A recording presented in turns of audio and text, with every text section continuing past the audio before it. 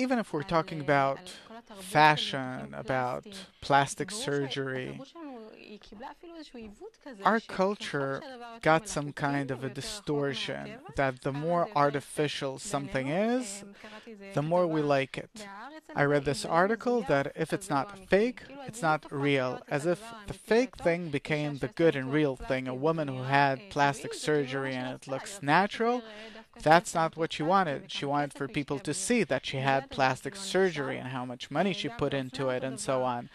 Same with fashion, and it really shows something that externality became the main thing. And I even saw people using the word alien, as if we're trying to turn ourselves into something that we're not. Physically, externally. How does that influence us as a society? How does that influence our well being, our happiness, being occupied with externality? Wherever we do something in order to see something, we have to get closer. We have to discover the phenomenon. We have to reveal it in an excessive manner. And then we discover the truth about it. The lie about the truth about the lie, and so on. And therefore, it's impossible for us to simply put makeup over our entire life. I'm not talking about our appearance. That we throw on some nice behavior and a nice dress and other nice cultural forms, and we go on vacation and everything's fine and so on, and that as a result we'll feel the lie. No, everything's fine.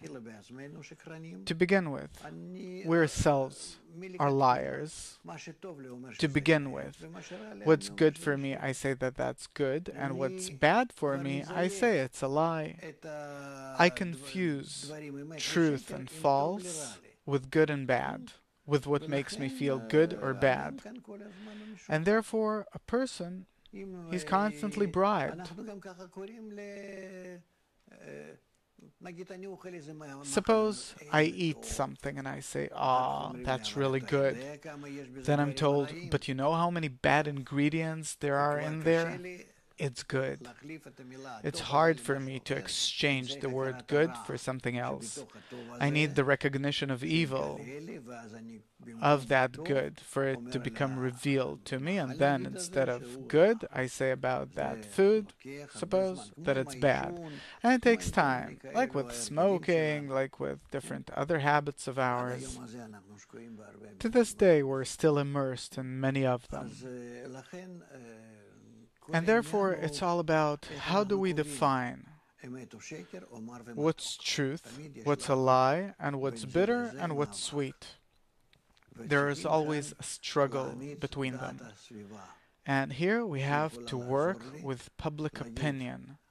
Public opinion can help me say that the truth is good, even though that it's bitter. And to say about the lie that it's bad, even though that it's sweet. And it's not simple. I myself can't exchange them.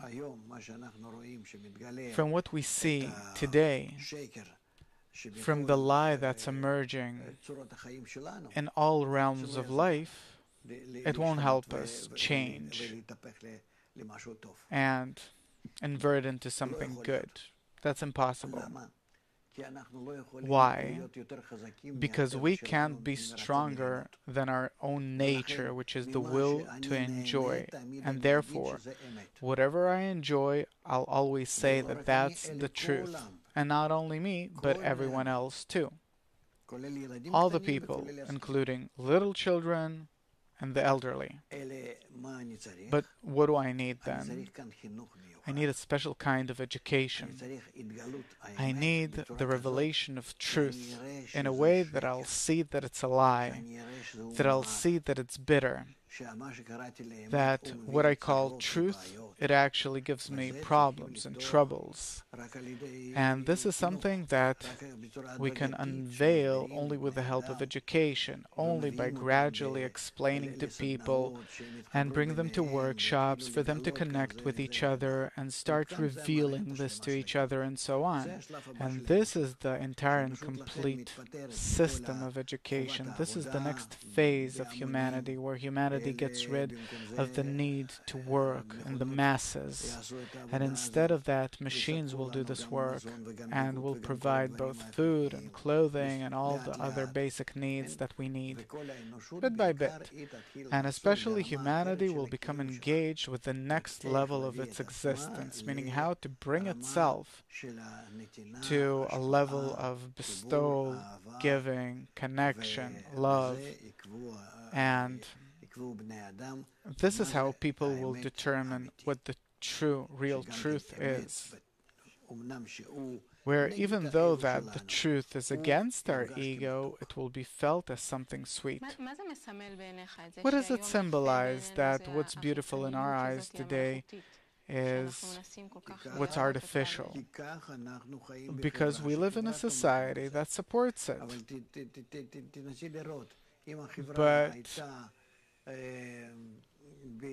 But try to imagine if humanity would condemn the lie, then anyone that would actually position himself in an artificial manner would have been ashamed. Why doesn't our society do it? Why does it love the lie and the artificial, the fake so much? Because our ego, our will to receive, enjoys it.